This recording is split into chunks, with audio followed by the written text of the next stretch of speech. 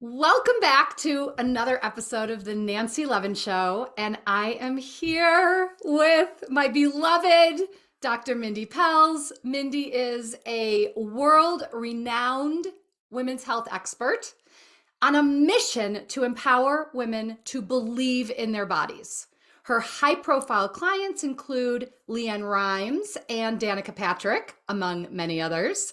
She is the best-selling author of Fast Like a Girl, which has become my Bible, and The Menopause Reset. She is the host of the Resetter podcast, and her phenomenal YouTube channel, which I have been known to binge widely, has garnered over 60 million lifetime views. And most of all, I am grateful to call Mindy my friend.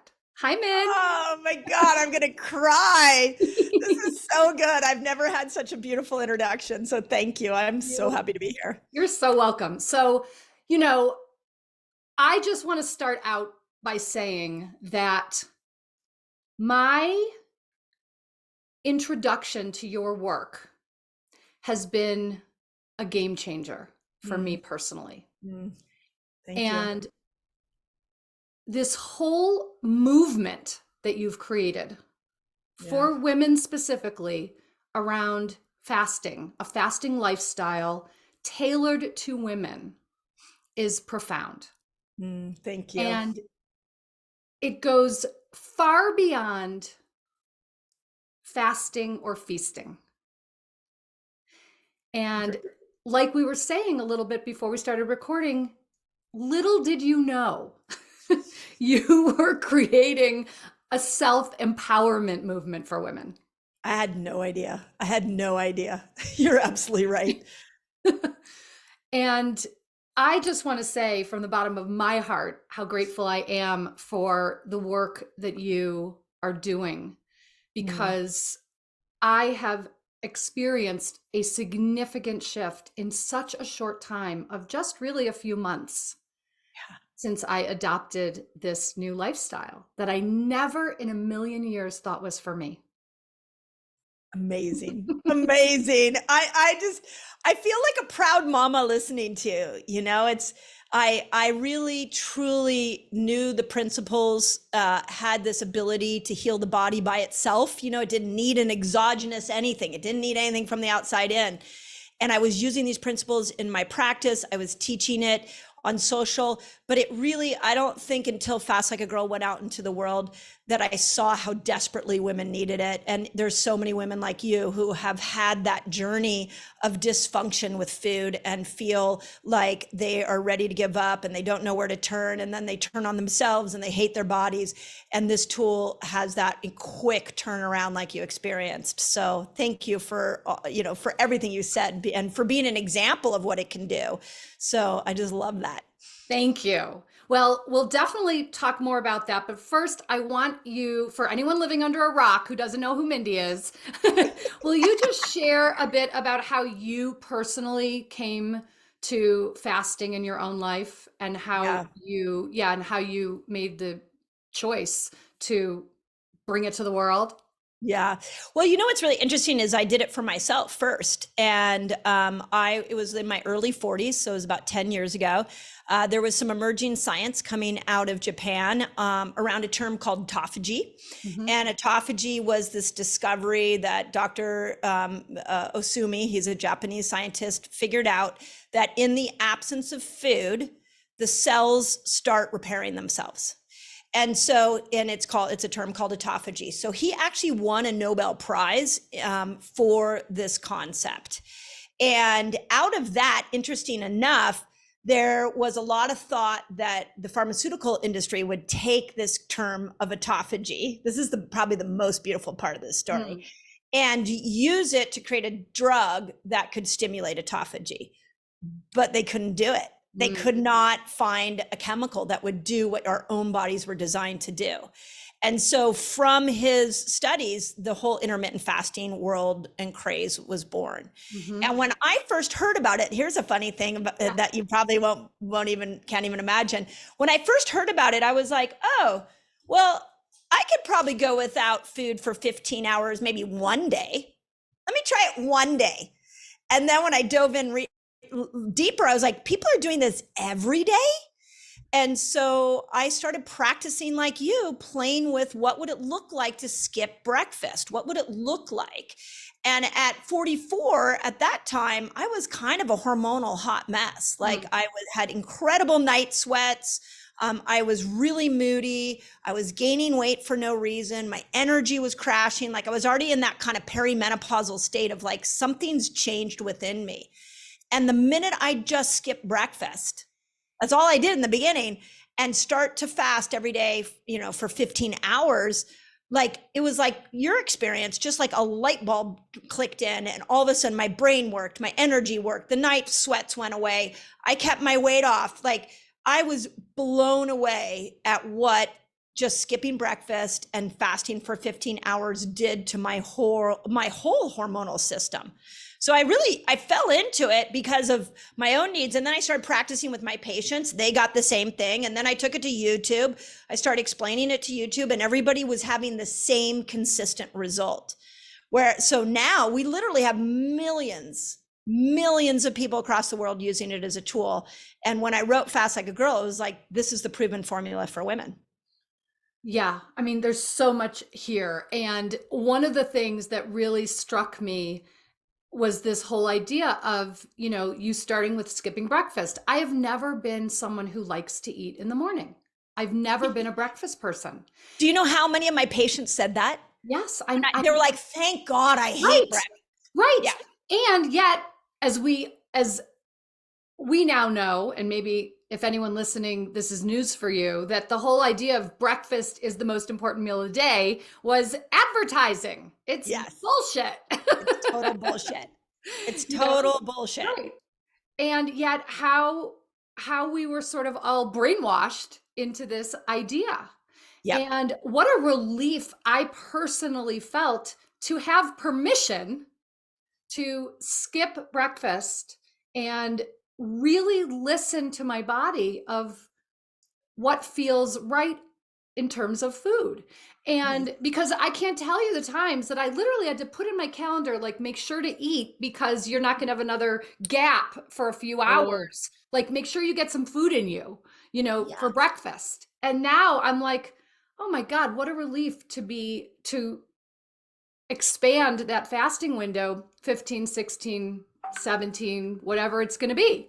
And then right now, about to break a 36-hour fast. Amazing. You're the queen now. I crown you. Thank you. Well, it's so funny because I remember in one of our early conversations, I was telling you that, and most people listening certainly know that I was the event director at Hay House for 12 years. And I, always say I had a backstage pass and a front row seat with all the teachers. And I said that once I really tapped in to the potency and power of fasting, that it reminded me of what Wayne Dyer used to say about smoking, that it's so much easier not to smoke than to smoke. Because for smoking, you need cigarettes. You need money to buy the cigarettes. You need a lighter. You need somewhere to actually smoke because you can't smoke inside anywhere. Whereas with not smoking, you don't need money. You don't need to buy anything. You don't need to find a place. And I felt the same thing with fasting, and I know you often will talk about it doesn't cost anything to fast. No. You actually have a healing power that is available to you that doesn't cost a dime. Yeah. And we all have it. And that, not eating or fasting, and I know fasting is not just about not eating. So I want to say I do know that, Mindy. But not eating doesn't cost anything. And it's easier in so many ways to not eat than it is to eat. Yeah. I love that about what Wayne Dyer said. And it's really interesting. And I'm sort of having that reflection on fasting now that we've watched so many people apply these principles. Yeah. And, you and I were talking before we hopped on, like the food system, at least here in America, is so bad. It's Yeah. so bad. And the chemicals that are laden in food is horrific. And I think what a lot of women are starting to see, because those chemicals have gotten so difficult to navigate. I can't even, like, I'm trying to put together in the next book, like, here's the list of the things you look for. And before I know it, it's like 100 chemicals long that you're going to find on your ingredient list. Yeah. So when you go without food, you actually get to see how your body was designed to perform. And the body has, I mean, this was Louise's key principle, right? Was heal thyself. The body heals itself. You can heal yourself. And in this day and age, we need to all start healing ourselves from this toxic food system. So when we go this long period of time without food, you're actually getting a small little window into how your body was built to be. And if you never go that period of time and you're just trying to manipulate calories or carbs or, popping on and off these different diets, you give your power completely away. And even Ozempic right now, it's one of my things that I'm so upset about, because Talk about it. Yes. we don't know. Well, we do know some of the long-term effects. It stops digestion in your system and ruins your microbiome, which is why surgeons are saying you have to be off Ozempic 2 weeks before a surgery, because under anesthesia, they're finding that people have undigested food in their gut and they're throwing it up. Wow. This is like the microbiome consequence of Ozempic is going to be huge. But even if there was no consequence to Ozempic, Ozempic becomes the hero. And when you are fasting, you become the hero. Amen. Did I lose you? You froze. No. Is it me? It might be you. I see. I have you. Are you there? Yeah. Okay. Was that you or me? I don't know. I didn't get any messages. You just froze for a sec. Okay. It's okay. This can get edited out. Not a problem. Yeah. And I might, if it happens again, then I'll switch over to a hotspot. Okay. So. Okay. All good. Did you catch the part about you being the hero? Yes. Okay. I love that. Right. Because again, we want to feel empowered. We don't want to keep giving our power away. Yeah. And can we talk about that for a second? Because this is the new rant I'm on. I'm so tired of specifically women hearing their horrific doctor stories. They are suffering at the hands of the food industry.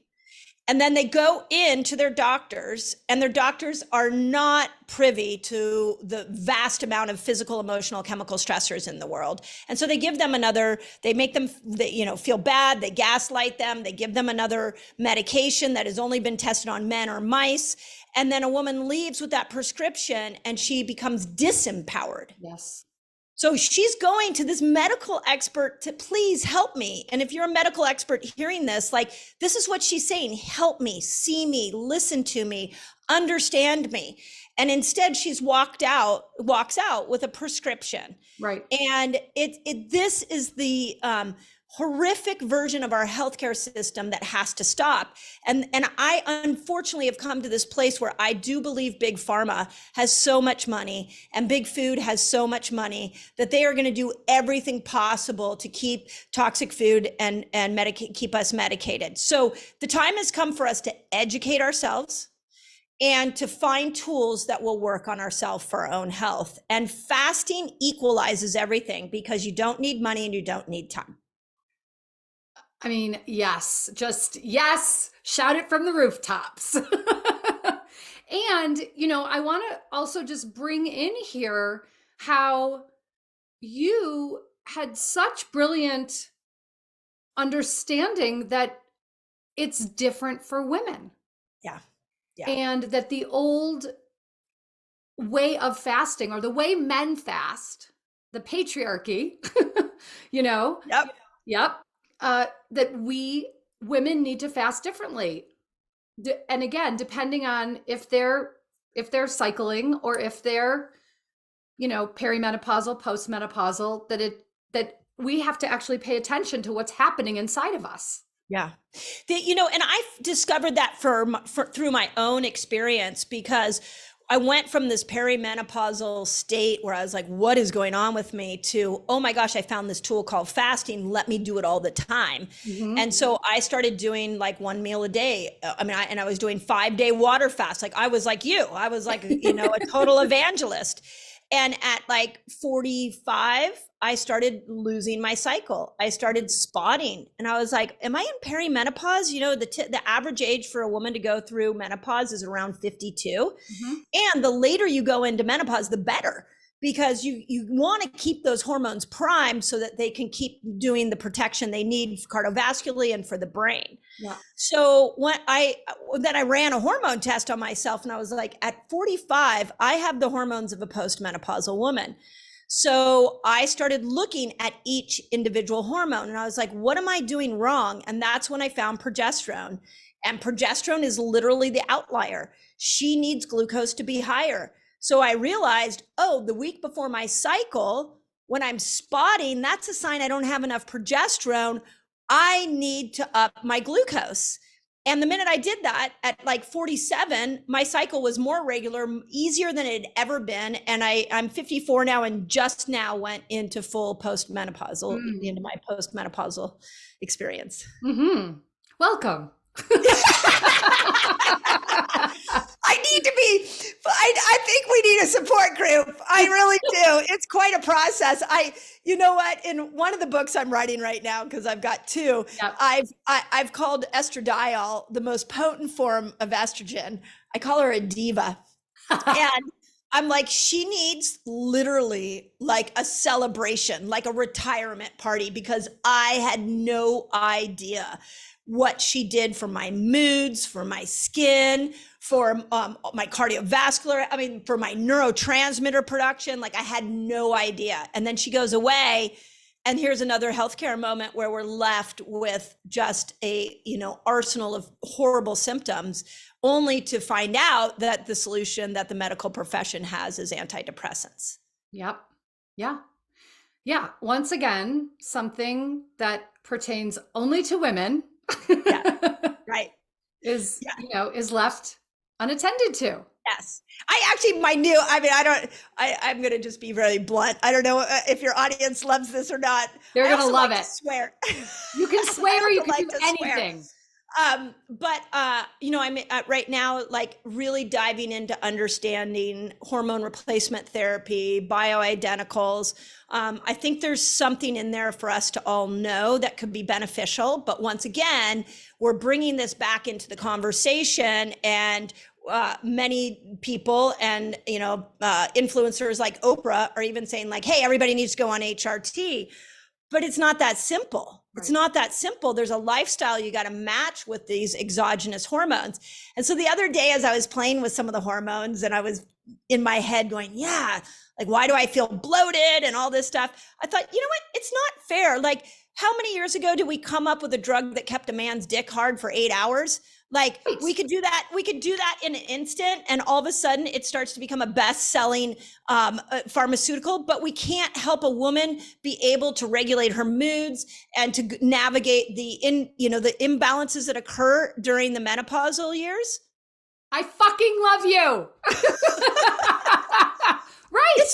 That's insanity. It is. When you think about how much time and resources went into a drug like Viagra, and it's not going into helping us regulate our hormones as we go through this experience. Yeah. Yep. Yeah. Exactly. Yep. I'm actually hit a place recently where I'm now have gone angry, and I'm really frustrated with both big food and big pharma, because they're just continuing to leave women out of the conversation. And my big path is lifestyle. What do we need to eat? When do we need to eat? How do we need to work out? How do we need to sleep and rest? Like, can we go back to the basics and help women clean up the basics? Because my experience has been that when you clean up the basics, you actually don't need the HRT and the bioidenticals as much. Right. And so it just softens the learning curve that we're experiencing over there. I love everything you're sharing here, and I have experienced the benefits of this lifestyle. And I love that you keep reiterating that it is a fasting lifestyle. It is not a diet. It Not is diet. not. And I will say, I personally got interested. I mean, I've known you for, I don't know, I guess almost a year-ish. Almost a year. Almost a year. And, we've gotten to hang out in person, gotten to spend time together, gotten Yes. to, talk and all that. And it was after we spent the day together in Boulder in November, I was like, okay, I was kind of having the like, I want what she's having. And, and I got on your YouTube channel. This is after, I have a history of bulimia, history of, disordered eating, body shit, all the things that a lot of women have.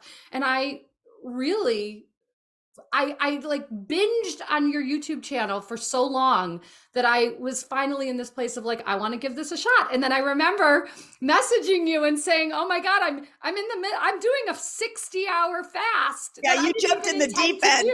Right. You jumped in the deep end. It was really exciting. Yeah, like I was just like, okay, I'm just going to see how this goes. I woke up in the morning, wasn't hungry, didn't eat, got to, dinner time and was like, I'm still not really hungry. I'm just going to keep going. And then finally I was like, I need to break this. Otherwise, I'm just going to keep going. It was very beginning. It was very early stages and I didn't really know exactly what I was doing, but I knew that I liked it. And I knew that I felt a relief in my system about, for me personally, I'm not like a food fantasizer. So I'm not someone who's like, fantasizing about what I'm going to eat or thinking about food in that way. I more approach food as an inconvenience. I find eating annoying or having to think. Now, I'm a foodie. I love to go out and eat and all that. But when it's feeding myself, I find it annoying. Yeah. So I have said to so many people over the years, I just wish there was a pill I could take morning, noon, and night to give me what I need so I don't have to actually deal with food. Yeah. And in a way, I kind of feel like fasting is that. Yes. And what it's done is it's allowed me to get into a rhythm that works for me around when to fast and when to feast. And it's actually changed my taste buds entirely, which I know we've talked about. And I feel happy to eat when I'm going to eat. It's like a celebration. Yeah. But I noticed, just in, you recently did the 72-hour water fast in conjunction with Hay House. And I did it along with four women on my team. We all did it together. And, comments from them who were new fasters, they were like, I'm starving, or I can't stop thinking about a burger, or, whatever it was. And I realized, wow, I totally get that. But I sort of go to the other place of, God, it's a relief not to have to deal with like, what do I have to make to eat to eat? Yes. So it was just, just observational. Yeah. And it's interesting. That's the other thing that I've noticed is that as women, we have a very dysfunctional relationship with food.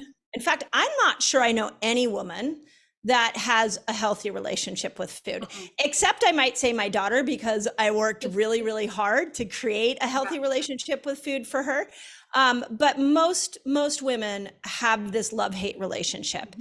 And we make a choice based off our taste buds, and we make a choice based off our emotions. And that leads us astray. And as the food industry has gotten more and more and more toxic, it's become harder and harder for us to navigate the food world, because one of the things that some of the chemicals do in food now is it produces a good dopamine response. So they spray chemicals on our food to give us a dopamine hit.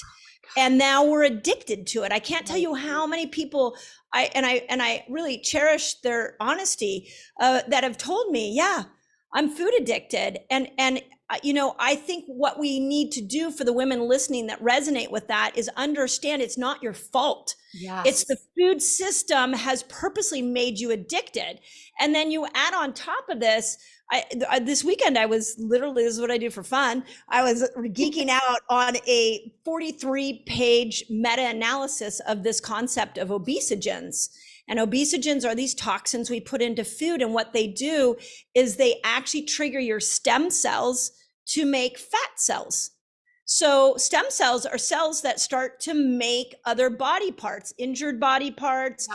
When you're younger, you're making stem cells all the time because you're growing. It's like a universal cell. Well, once you come exposed to these toxins, these obesogens, now your stem cells make adipose tissue. They are instructed. The chemical will instruct the stem cell to make fat. This is why you're hearing so many women that are like, I don't know what I'm doing. I didn't do anything. And now I gained 20, 30 pounds. And when you get into the menopausal years, it gets even worse. And because there's no education on these chemicals in this food system, again, we turn on ourselves. We think we did something wrong. We guilt ourselves. We try harder. We restrict more. And what I really want women to know is that fasting just gives you a pause for a hot freaking moment from this toxic food system that has hijacked your fat cells and your taste buds, and gives you space so that you can have reflection on this relationship with food, which is exactly what happened in your situation. You were very clear that food's a nuisance. Yep. Some women are very clear that food's their therapist. Yep. And so we all use foods in different ways, but when you can pause and you can start to see that relationship, and then you start to feel what happens when the body switches over into this fat burning energy system when you're fasting, where it's burning fat to make another fuel source, and your hunger goes away and your mental clarity shows up, you all of a sudden experience yourself in a very different way, which is what you're explaining. Yeah. So it hits all the markers because it helps you reflect on how you use food. Yes. And it helps you get a small little glimmer of what your body was capable of doing. Absolutely. And, one of the things I really also appreciate about this fasting lifestyle is how you stress the importance of variety. Yeah. How important it is to vary lengths of fasts. This isn't about just fasting every day for 24 hours or one meal a day only forever. That it's really important to vary the times of fasts and vary the foods that we're eating. This was a big one for me because I'm one of those people who will make a big batch of something and just eat it all week.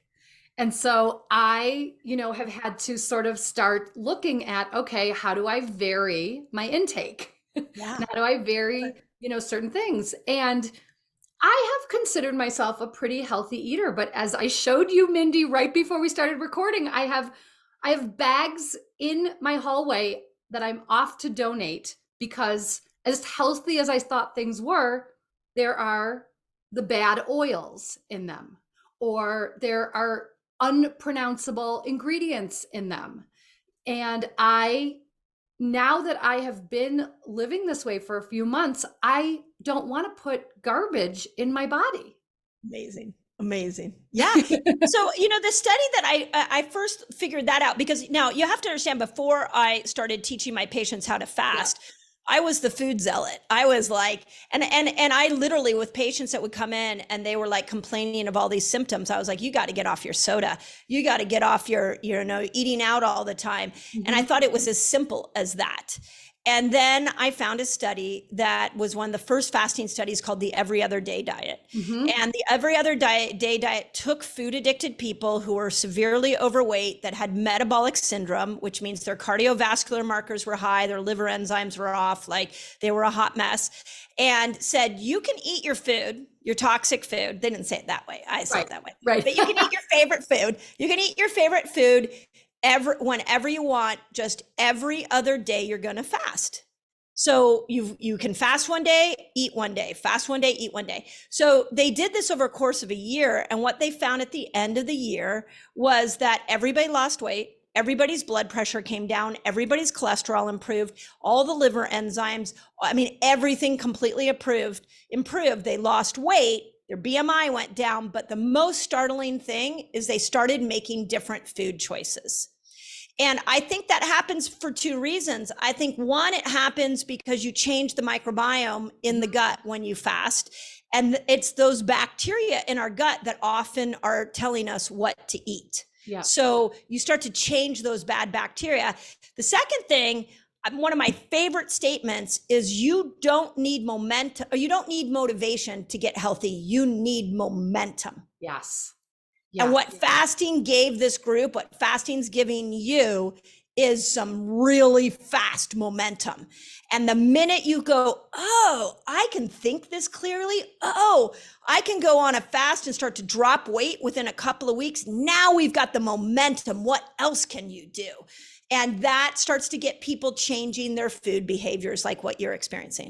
100%, 100%. I really also, appreciated learning this idea that we have these two systems inside of us, the sugar burning system and the fat burning system. Yep. And how important it is to switch between them. Yes. And this idea, which makes so much sense to me, that when we're fasting, we allow our fat burning system to kick in. Yep. To go find the energy that we've stored. Yep. And start burning it. Yep. We're a hybrid car. Right. We're a hybrid car. And this is the thing that I think always points me in the right direction. And I would encourage everybody to think this way.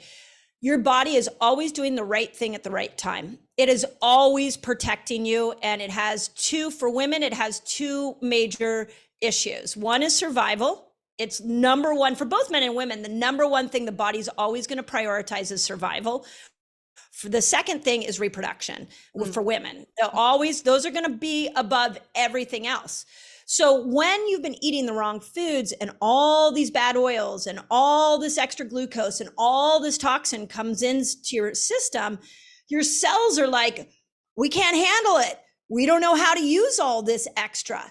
And so it's so smart that what it decided to do was put that extra around your waist, in your booty, on the back of your arms, around your face, in your breast tissue.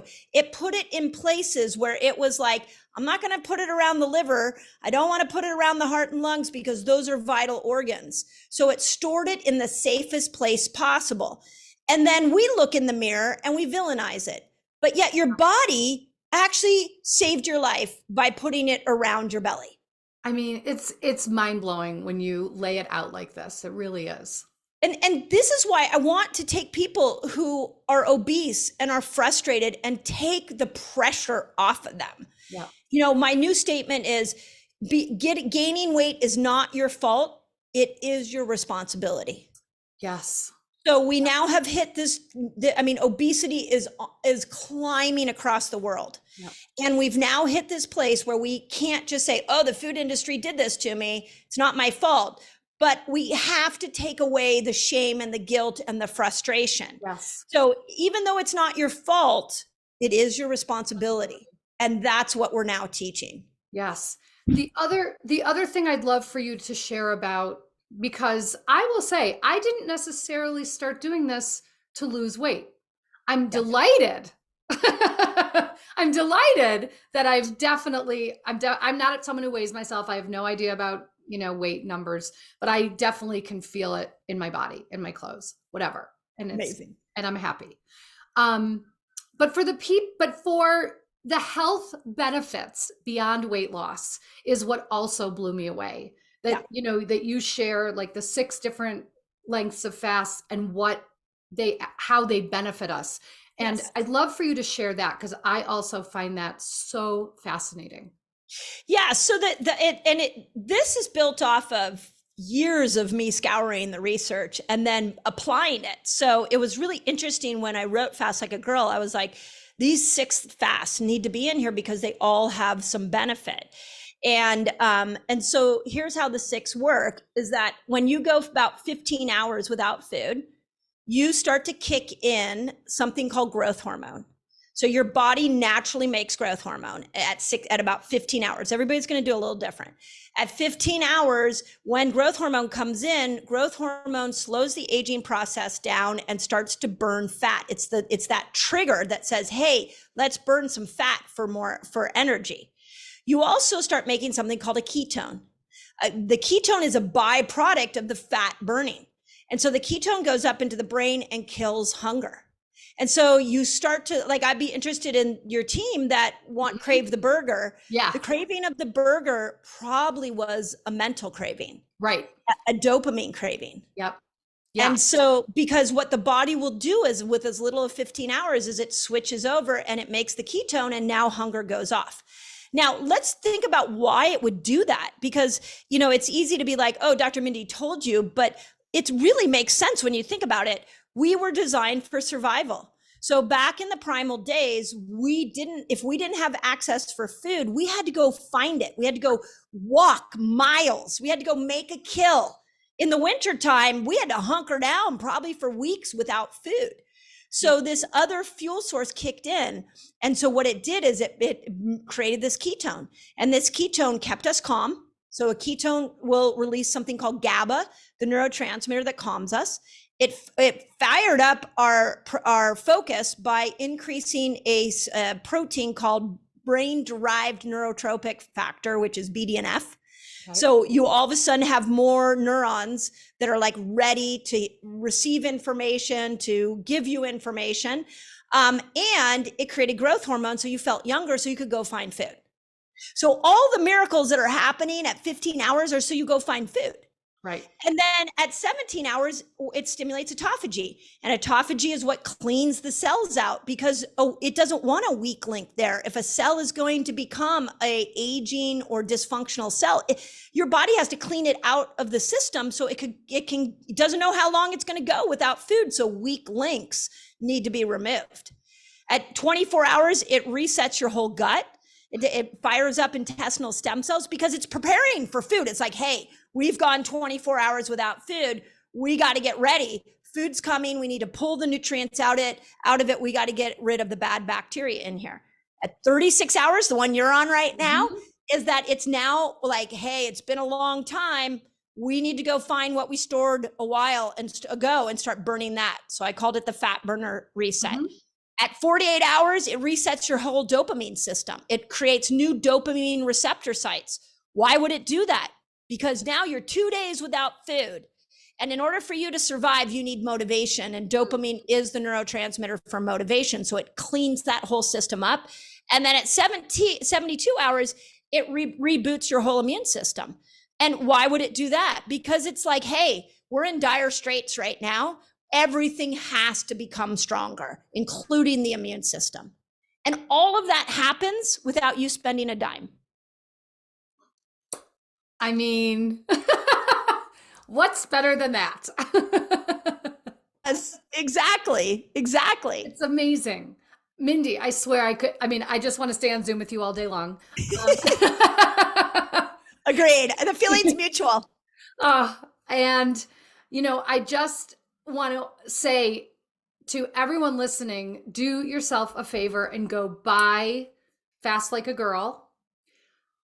Get on Mindy's YouTube channel. It is incredible. You literally have about 1 million subscribers. Yeah, we're 15,000. No, we're like 14,000 away. It's really so exciting. Close. I know. Thank you. And I thought about this the other day because I remember in your older videos, you would say, I'm a woman on the mission to get 1 million people fasting. And with 1 million people on your channel, and with how your books have sold, like you've well surpassed the 1 million people fasting, I think. You know what's funny is that there was a point, this was before the book even came out, that I was like, I think I need to stop saying that. Right. Because I think we hit it. And we've had to date 63 million views on all the videos. And we've sold 500,000 copies between all the different types of ways you can consume Fast Like a Girl. So yeah, which is Yeah, really cool. I mean, that's like a it million is. lives changed, which is really It neat. is. It Yeah. is. It is. So yeah, everyone listening, do yourself a favor. Dive into all of Mindy's goodies. And Mindy, what a pleasure. I have been looking forward to this conversation and looking forward to, sharing you with my podcast listeners and sharing you with the world. So yay, Oh, I you're love you so so much. sweet. You're so And sweet. And I really appreciate it. And, I think the one thing that I know I've said to you before, which is when you make that kind of change in your life, you deserve the credit. So I continue to say, like, I'm not here to be a yeah, guru. I'm here to walk this path with millions of women. yes. And once you get that result, don't give me the credit. Don't give anything the credit other than you. And I really encourage women, like when they get this fasting result, to look themselves in the mirror and to be like, I did that Yes. for myself. And so I appreciate your kind words, but I also am very clear that this is a collaboration project amongst all women, and we're all stepping into this empowered state. So thank you for the opportunity to share what is lighting me up. Yay. All right. Thanks, Mindy. And for everyone listening, we'll be back again next time.